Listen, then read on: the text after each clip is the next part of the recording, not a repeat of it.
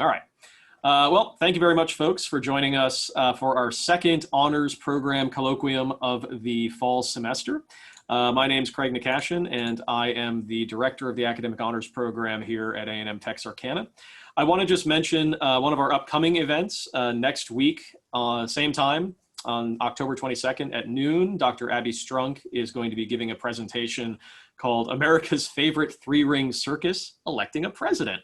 A nice and timely thing for election day in the upcoming couple of weeks. But in any case, today we are very excited to have Dr. Justin Trammell, who is going to be presenting a talk entitled The Impact of Advanced Technologies on Our Next Generation.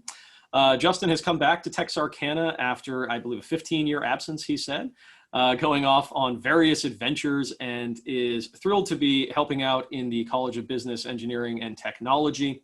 And he's prepared to talk for us today that will hopefully inspire conversation across the university regarding technology and how its evolution is going to impact kind of current and future students and the student body, and I guess the mission of the university in general. So I'm going to turn it over to Justin, and at the end we should have some time for conversation and questions and whatnot. So Dr. Trammell, if you will. Awesome, Craig. Thanks for that introduction. So yes, as you said, well, native of Texarkana, so it is good to be home, no doubt about it. So I graduated from Pleasant Grove in 2006. Actually, I have a friend that's still teaching at the middle school. I was talking to her last night about how I kind of got my inspiration, and it starts at a young age, right? It was 7th grade, and each of the 6 weeks we covered in a science class, we covered a different science subject, and we got to astronomy.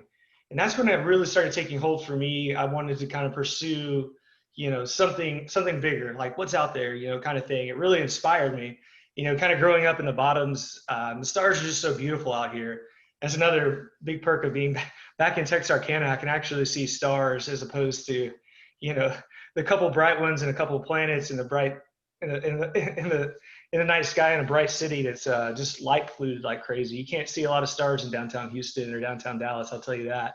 So my ventures took me away from Texarkana, which is something that I want to kind of get a common theme through this conversation about trying to retain talent and education in Texarkana. So cautionary tale of leaving TK. Went to SFA. I wanted to study astronomy.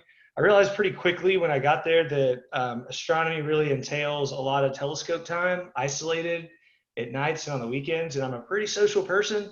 So I kind of gravitated, to use the pun, away from astronomy, more into the physics and engineering, because I realized that there's also more of a career field in that space. So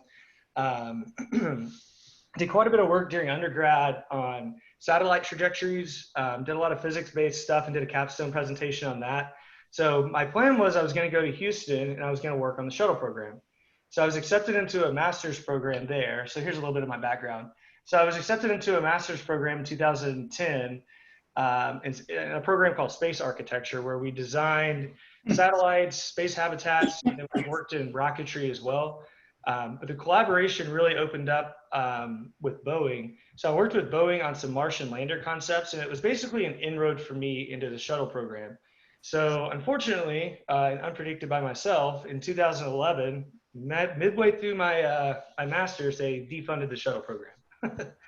So now I'm like, well, what am I going to do now? I've got all this experience and these ideas of working in space and outer space and aerospace in a city that's only looking down. I mean, it's oil and gas, right?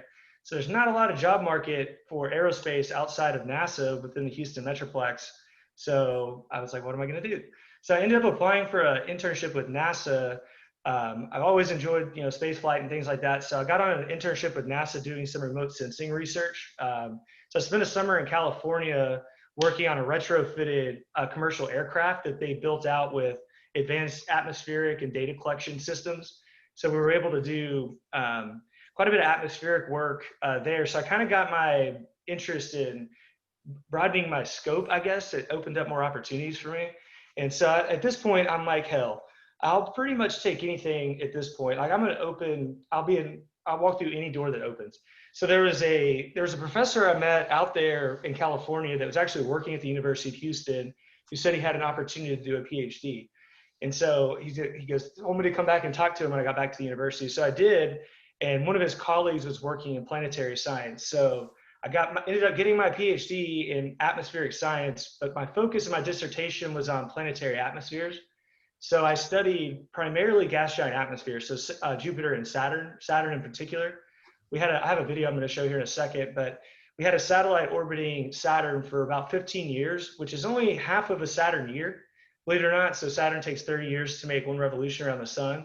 So we got half a year of Saturn data for 15 Earth years of being in its presence. It's pretty wild, but it was a really interesting program, and I learned, a lot about, we have the baseline, right? So I learned a lot about the Earth and the Earth's atmosphere and our local environment to be able to extrapolate that and to try to understanding what's going on these gas giant planets. We don't know a lot about them and their evolution or their role in the evolution of the solar system. So I realized too, also while I was in my doctorate, that this is also a very limited job scope. There's not a lot of opportunity within NASA to work in planetary. So I really started trying to gravitate back towards my engineering background and understanding how the instruments work, how the data collection techniques, the compression techniques, how the mission planning goes, because there were 13 instruments on the satellite. So you can't all look at the same place at the same time. You can't, like, there's a power budget. You can't have them all on at the same time. You have to downlink data. So there's, so the mission planning, so all this different type of stuff fascinated me. So it kind of broadened my scope yet again. So there was a trend in my career that I bounced between engineering and science. So that was my science. And then I went back into engineering. So halfway through my doctorate, I got sick of school. I was in school for eight years at this point, 7 years. I was so tired of school. I took a job in Las Vegas working on a NASA contract for an inflatable module they were planning on putting on the space station. So I worked that for about a year before returning to Houston to finish my doctorate. So I'll show a video of that here in a second. And then after my doctorate, I really did want to stay in planetary. And one of the best places for space exploration and especially with NASA, there's a huge presence in Boulder. So I was like, okay, well, I'm going to start applying for jobs in Boulder. So I was accepted and took a job in Boulder working on a National Science Foundation grant. So now I'm like, okay, I know DOD from Boeing, I know NASA, and now I'm in an NSF job. So I've covered every government agency at this point. So working this job up there was interesting. I've got a quick video of that. So we built a nationwide ecology network. It was a $500 million NSF grant. So I worked as a lead field systems engineer, doing verification on all of our sensors, our remote sensing platforms, and then I was promoted at the end of my career there to a data products owner. So then I shifted back from engineering back to science, doing data products. So that kind of summarizes that part of my career. And then I ended up coming to the DOD again. So they recruited me down from Colorado, and I couldn't say no. I kind of wanted to move back to Texas at the time. So I accepted this job. So I've been in the Metroplex for 3 years working in defense and flight training for the military. And I'm still doing this job full time, and I'm exploring other opportunities. So I'm excited to be in Texarkana.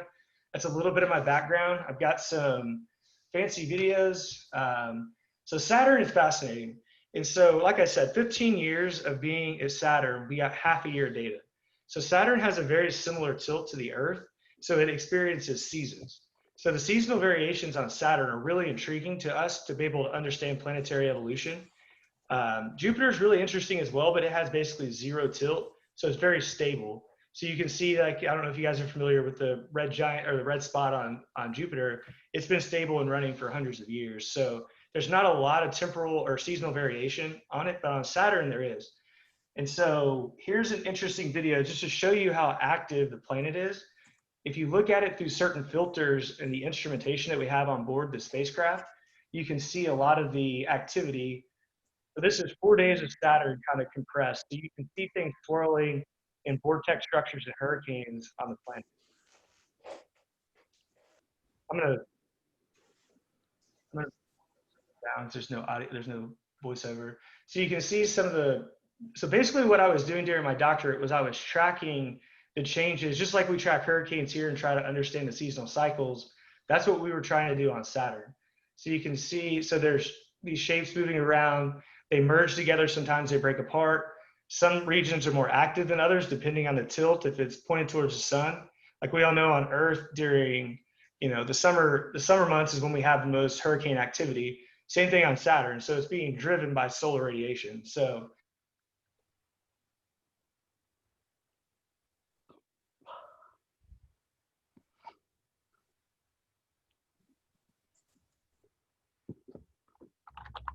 the interesting thing, right when I finished my polar hexagon, it doesn't make a lot of sense to us scientifically, and because a shape in nature is going to be circular. I mean, to deviate outside of that, there has to be something else influencing it. It doesn't make sense that a rotating body would not be circular.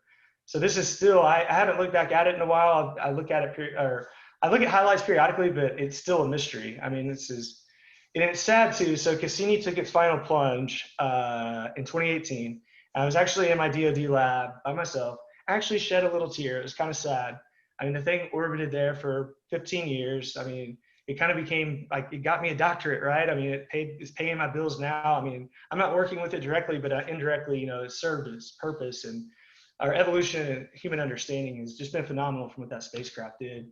So that's what kind of excited me about that. So here's a video of the spacecraft. So the first part of this video is an actual video from the International Space Station of this spacecraft inflating. And then the last half of it is some animation work, and I actually worked on some of the animation. So what I worked on this primarily was the materials, and then the thermal, and then worked on thermal, and then I worked on okay.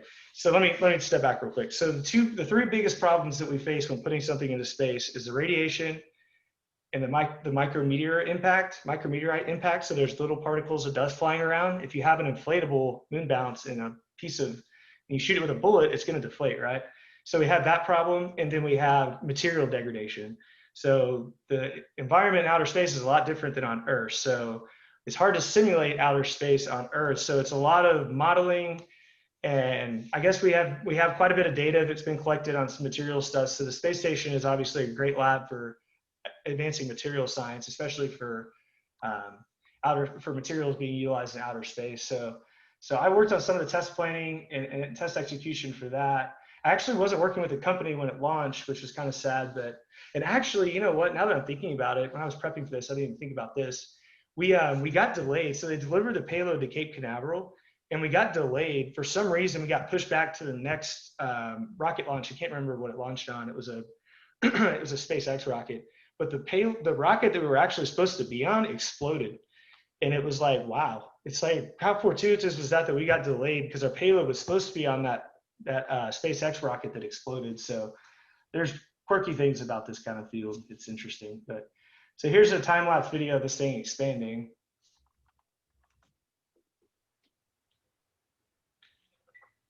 So the idea is we can send out something small instead of big, large, rigid modules like the regular space station modules. We can send out something small that's light, and then it can inflate, and we create more space. So so they put radiation sensors in there to try to prove out that this would work. It's been orbiting since, I can't remember, it's been orbiting for several years now.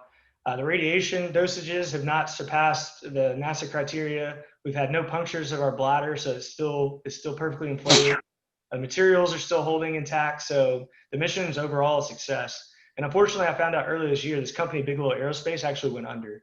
So it's kind of sad to see, a pioneer in space exploration, struggling. I don't know if it was COVID related or, funding with NASA is kind of a tricky thing too. So I'm going to show you one more quick video of this ecology project in Boulder that I worked on. I'm going to see if I can make this one full screen. I'm not going to talk for this one because I think the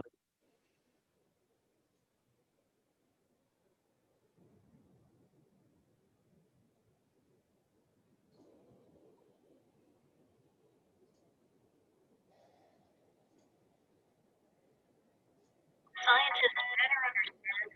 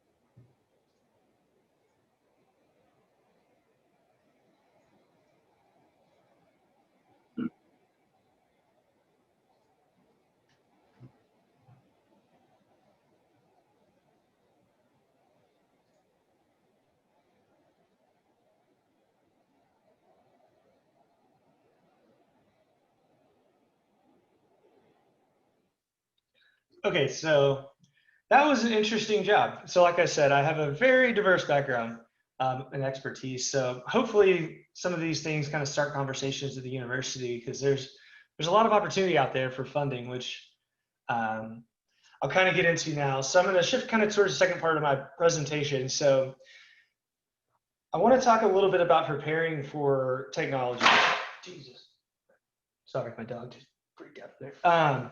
So I want to talk about preparing for technology. So there's a common engineering practice that we deploy called crawl, walk, run.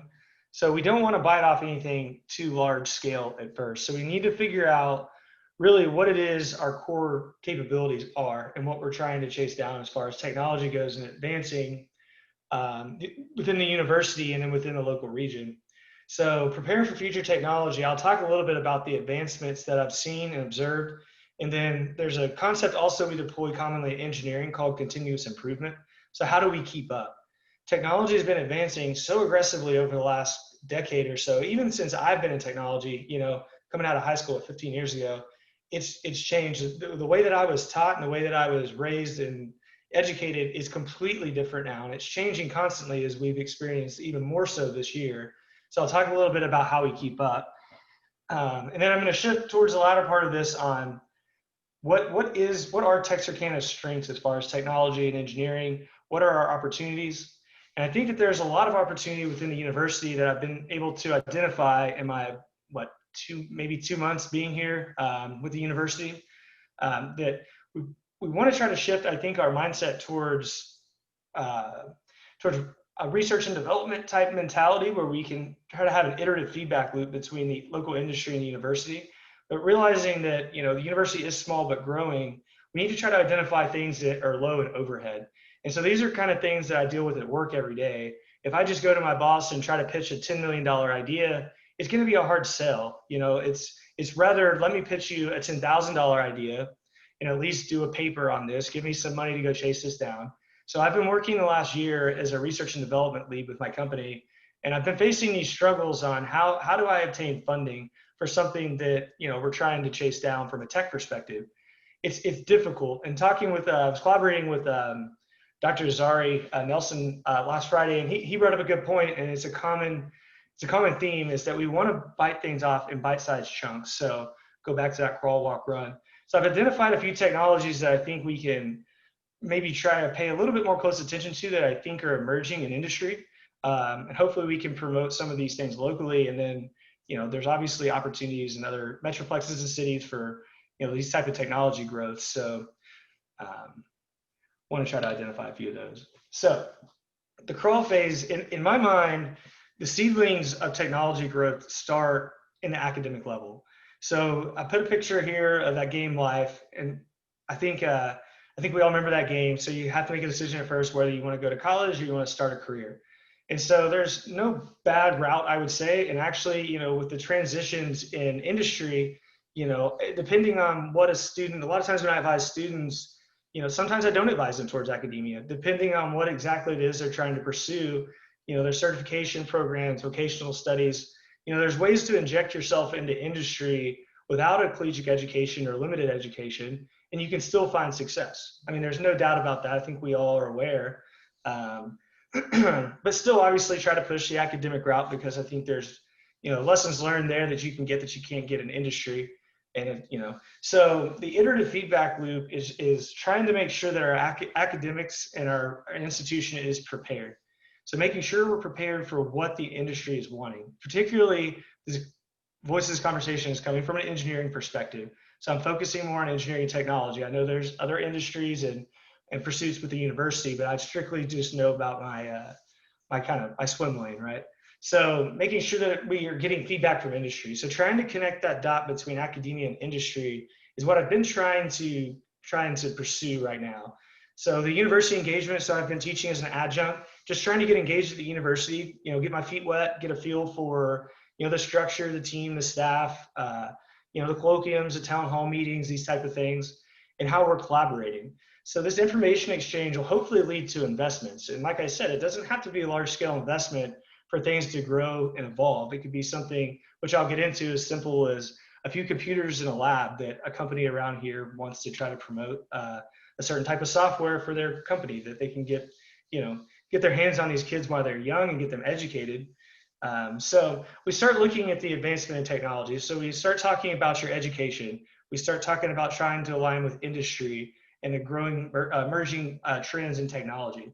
So you can look back through the years that there's been several advancements. And this was honestly, most of this stuff was with very limited technology, including Hubble and the space shuttle. I mean, even talking about Mars Curiosity in 2012 that landed, I mean, the technology was advanced, but it's advanced even since then, just leaps and bounds. I don't want to say orders of magnitude, but it might be. So when you start thinking about it, so this is kind of leading us into where we're at now with the vast advancement in technology. We're gonna struggle to try to connect those dots back to our youth. So if we don't properly prepare, so I'm seeing most of the new hires that I've had come on board this year, and a lot of the new students coming out, they're so much better at software than me. I think that they are being educated at certain institutions, and I'd like this to trickle down and be a focus at A&M here, that this stuff isn't going away.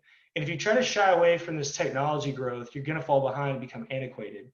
And I preach this to my mother all the time, and I try to push her, even getting her an iPhone and teaching her like the texting stuff back when that came out to get her off the T9 texting, like things like that. It's like, you've got to try to stay current.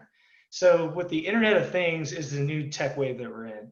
I think we all understand now, especially with COVID, if you didn't before, the remote nature of where we're all at and how everything kind of connects. So as I mentioned when we were talking before we got started, I've been working remotely in a certain sense my entire life, whether it's a computer that's across the country, whenever we store something on Google Drive that goes onto a cloud, all of these things are hosted remotely. So whether you know or think that you're involved in any type of remote, like learning or remote technology, you are, like whether you think it or not. So the advancements in robotics, and even I was watching a video the other day, I'm not even sure what this game was, this Go game, but they had Google built a machine that actually was able to beat, so the advancements in AI have been tremendous. I'll talk about that a little bit more.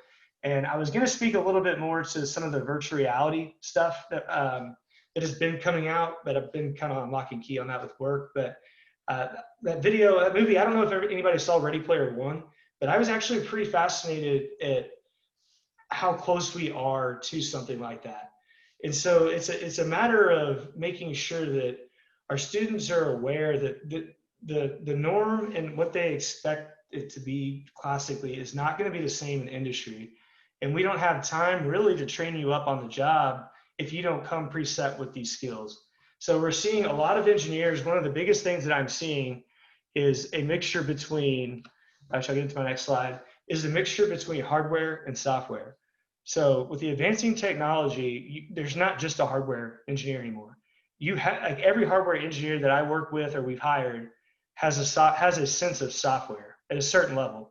So for you to ignore software or computer science or coding, you're going to fall behind. So it's one of the things that we try to make sure when we interview somebody that they're not just listing tools and things on their resume that they don't actually know how to utilize. So it's been interesting and it's tough because we'll bring these guys in and realize that they don't really know the fundamentals of coding. They weren't classically trained in coding, but they're a mechanical engineer. Why do they need coding? Well, it's becoming so integrated that it's, you need an integrated engineer that has a healthy mixture, and you've got to get exposed to it at a young age. So one of the things that I've been trying to identify is what we call kind of a taxonomy. So what are A&M strengths and what are their weaknesses? Where can we improve? What are Texarkana strengths and weaknesses? What are their key industries? And I know there's some initiatives around town. I was talking with Rob Setterly with this Ready group. So he's done a good job. I'm not sure exactly how this all came to be, but I'm still connecting some dots. But he's done a good job of identifying some of the core industries around here. I'm sorry. He's done a really good job of identifying some of the core industries in town. And I gravitate obviously towards defense. And for the sake of this conversation, with some of the defense companies and also too with some of the other just general engineering companies around here, it's how do we how do we bring in, what is it that they need? What are they having to go out of town and hire? What are the skills? What can we use to promote and grow and bring industry into town? And I think focusing through defense, like I mentioned before, is trying to find that integration point between um, hardware and software, and then how we build out low overhead to get our students trained on these skills that have been identified in industry that are needed. So I think really coming down to the lowest overhead things for me and the biggest tech trends I see emerging are in virtual reality and the AR and MR. It's virtual reality, augmented reality, and mixed reality. So virtual reality is a fully immersed headset that you put on. So there's a picture of a fully VR headset there. AR is more of your like smart glasses, things you can see through it. So you still see your real world, but you're being digitally projected information onto a glass, an optic. And then mixed reality is a mixture between the two, where you can interact with your hands in the space, you can move objects around. So we're seeing a lot of this starting to be deployed in industry at multiple levels, from training. It's a great way to do training. Well, we use it for flight training, right? So before you get an aircraft, you can get in an augmented reality, virtual reality simulator, and you can run your mission plans and everything, and you can get your skills and training that way, and you can expedite your training. We see a lot of it on maintenance lines. If you're doing maintenance work or manufacturing, I'm starting to see this trend emerge. It's really up and coming, and it has to do with the technology advancement. So fundamentally, we've been limited because the quality of these HMDs, we call them head-mounted displays, have been very low. So if you have a really grainy, little small display that you're putting right in front of your eye, and you're using an optic to magnify it to project into your eye, well, it's going to become pixelated, right? Because a display is just a series of rows and columns of pixels.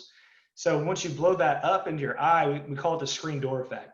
So that creates a massive issue, and it makes you sick as well. But the technology is advanced now. They have 4K micro displays now that have come out. So the optical quality has gotten so much better.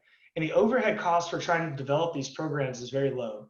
So if you look at also too, the mixture between the software side of this technology is, well, if you're going to be operating in a virtual space, you got to design that virtual space. So now you also offer your students an opportunity to develop software from a 3D modeling perspective. So that kind of gets down a little bit into the architecture I have here at the bottom. So the healthy mixture that I received in the various, between the science and engineering things that I've done between software and hardware, I think has made me well-rounded in a sense that I'm pretty adapted to any job that I guess that's kind of why I talked about my multidisciplinary background, is that I'm qualified to do a number of things because I allow my mind to open up to pursue new opportunities, and I never limited myself on new technologies. So it's really weird that I, was planning on being an astronomer and working in planetary science, and now I lead, R&D efforts in flight training for the military. So kind of comes back. So the other big trend that I'm seeing, and I've seen some traction on this with the university, I haven't connected all the dots yet, is in the artificial intelligence, and then the ML and DL is a subset of artificial intelligence called machine learning and deep learning. So I've got a quick slide here on that. I can't go into too much detail. That's a whole nother conversation, but this is also a very low overhead field of pursuit in advanced technology. You don't need a lot, and the computing has gotten so much more affordable. The way that they're offloading the processing onto the GPU, it's making computers faster and better and cheaper. So these are things that we can try to deploy within the university and within local industry to accelerate. There's a number of things you can apply machine learning and artificial intelligence to. It doesn't have to be just facial recognition. We use it for a number of things. I think there's some research going on with that at the university. I'm still getting my feet wet here, but this is an emerging trend that I think is definitely here to stay.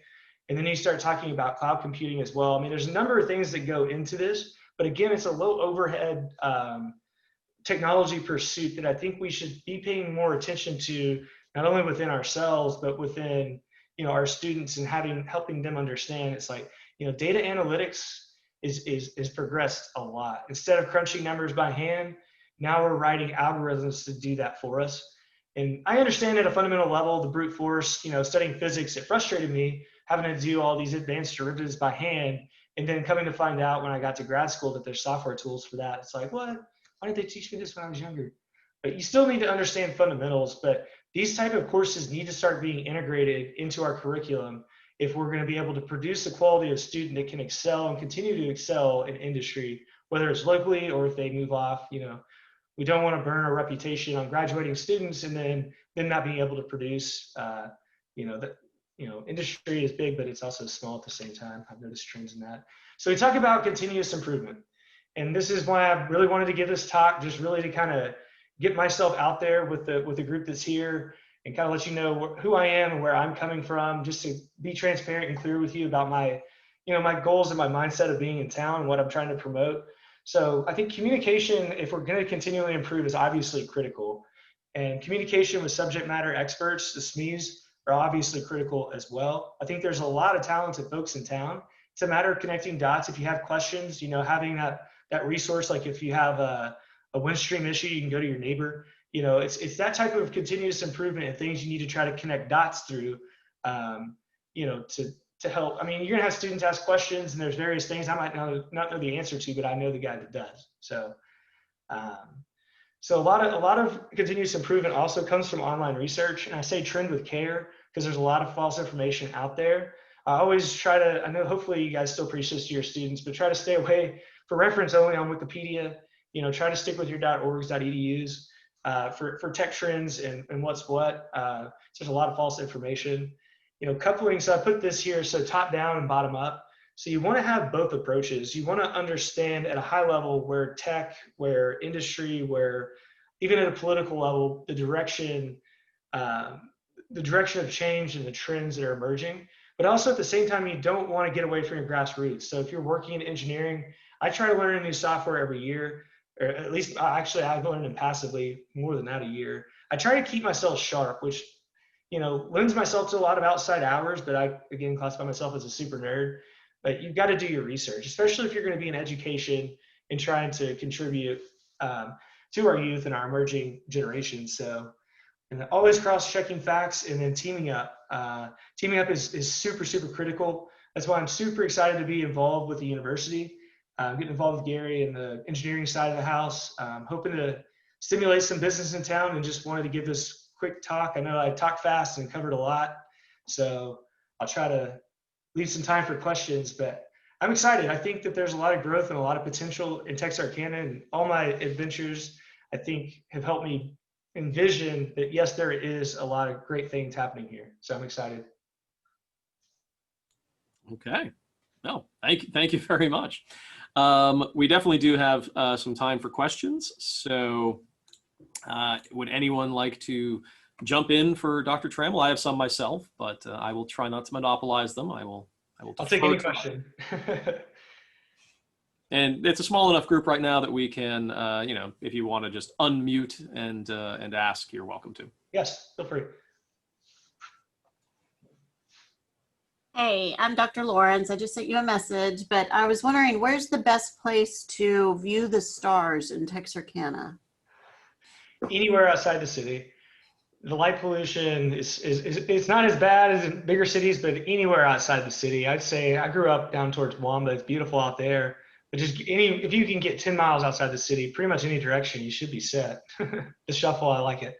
Yeah, that's where I grew up. You could see so much. You could see the middle of the galaxy. And actually, it'd be interesting to get some astronomy stuff started here. So again, that's another low overhead thing we could do, is get a little astronomy group together and have a couple telescopes, and we can, I can nerd out on you guys. It'd be awesome. Nice. I'm sure there's some other amateur people in town that would want to get on board with that. Yeah. Thank you. Yeah. I have a question real fast. Sure. So you talked about how in the past you kind of learned on the job. That was a very big thing. And now we're kind of having these requirements that you have to learn before you kind of get in so you don't fall behind. Do you think this is going to be a continuing trend? Is that there's going to be more and more things that new people, new hires are going to have to know before they even go on the job? Or do you think that this will slowly kind of recede with time as everybody gets used to it? That's a very good question and a very difficult question. It's a catch-22. It's tough. it's tough for students, in any generation, even me when I was breaking in. It's like, well, you got to have this experience, but you can't get experience without a job. So it's tough. It's very tough. And for students, I guess it's advantageous to try to refine the scope of what it is industry you want to go into, and try to capture what skill sets exactly it is that industry is expecting. I advise a lot of students to look at, if they're aspiring to be an electrical engineer, looking at, whatever it is, it's like, well, look at some companies, look at some of their job recs, pull down their job recs, look at the software tools that they're requiring. And if you don't have that in your skill set, get it in your skill set. It would be nice if we had that built into our curriculum, but we can't cover everything. I can identify the common threads in software tooling, but it's tough and it varies tremendously between industry.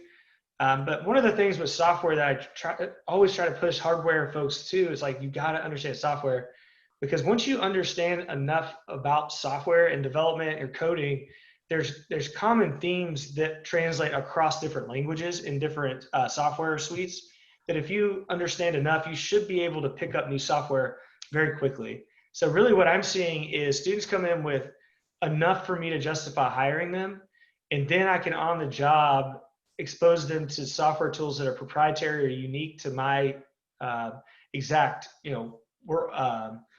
my exact job field or whatever it is. And then they can adapt quickly. So it's more about, I guess, being adaptive, but the trend's going to keep emerging that these kids are going to be coming into industry with just a wicked wide, broad set of software. So if they don't have it coming into industry, it's going to be tough to get hired. I mean, that's just the bottom line. It's scary in a sense, because it's these kids come in and they run. I consider myself a really good software programmer and a coder, and these kids come in running circles around me. I mean, there's no way I would pay somebody junior level to do a project involving software or coding when I can bring in an intern or an entry level kid that can do it in a third of the time. So it's at a quarter of the cost. So it's tough. It's tough. There's no doubt. Yeah, put a little plug in for the program. Part of why we incentivize doing projects with faculty as mentors and whatnot, it is sort of designed to achieve that. For students who kind of know what they want to do or are interested, they can kind of get that extra expertise or training. Just saying, for you honors students out there, that is kind of one good model of the honors project. Any other questions before I ask one?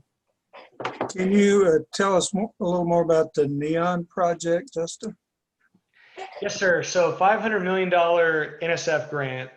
I worked probably 20 field sites. I traveled 80% of the time for 2 years in Boulder. I went pretty much everywhere. The unfortunate thing about the nature of the study was it's over remote ecology sites. So it wasn't like I was going to big cities. I was going to little small secluded places. I spent a lot of time in nowhere, Alabama. The best site, the most exciting field site I did was in New Hampshire. It's beautiful up there, but I've been all over the country. But I got a good workout in, man. There's some of those towers. So we try to collect vertical profiles of atmospheric data. So we have on each field site for the terrestrial sites that I worked, primarily instrumented systems, we had probably 10,000 different data streams coming in every second from each singular field site, and that's just the tower.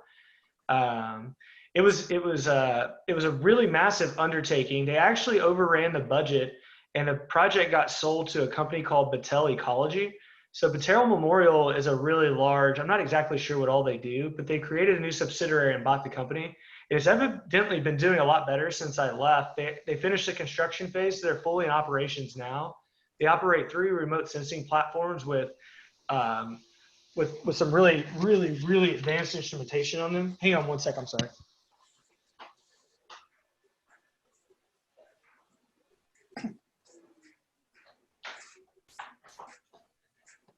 Sorry, my Roomba turned on. So what was interesting about it is that the way that their domains are set up. So the headquarters is in Boulder, but they have domain offices. So there were 20 domains. And so they have field offices. The closest one to here is in Denton. I think it's in Denton. Yeah. So they have a field site up there. It would be really awesome. I don't know how much ecology or environmental or atmospheric science we have at the university, but I can connect some dots there if we wanted to do anything out with that. But it's a really awesome undertaking to help try to understand climate change and invasive species and grasses and various things like that that are tending to take over. You know, so I don't know a lot on the ecology side. I was more on the data collection side, but it was an interesting project. You should look more into it. It's awesome. Doesn't Battelle run some of the national labs or something like that? Yeah, they do. And one of them was somewhere in Tennessee. They ran a nuclear facility up there. Battelle does a lot of things. There's a lot of funding streams coming out of them as well. So that Battelle's pretty big. They're based out of Ohio, as far as I know. Yeah. Thank you. Yep. All right. Any other questions? Going once. Okay. I would say twice, but I didn't get anyone on once either. Okay. Was there anything else you wanted to share with us, Justin? No, I'm excited. Hopefully, like I said, until it's just kind of sparked some conversation. I love if there's any questions, please feel free to reach out. Don't be confused. My first name is Harold. I'm listed on the faculty list as Harold Trammel. That's me. I just go by my middle name. So, if folks wanted to contact you, should they just go ahead and email you if they have questions? Yep. I've got a university email set up and everything, so I'm good to go on that. Yeah, I'd have to dig it out, but it would presumably be what, Trammel at Tammet? That's it. All right. So Trammel at tamut.edu if you want to drop them any questions or what have you. Otherwise, I think that's probably it. But thank you once again. It was really, really interesting. I'm thrilled you you volunteered to give the talk. So Thanks for having me, guys. I really appreciate your time. thank you.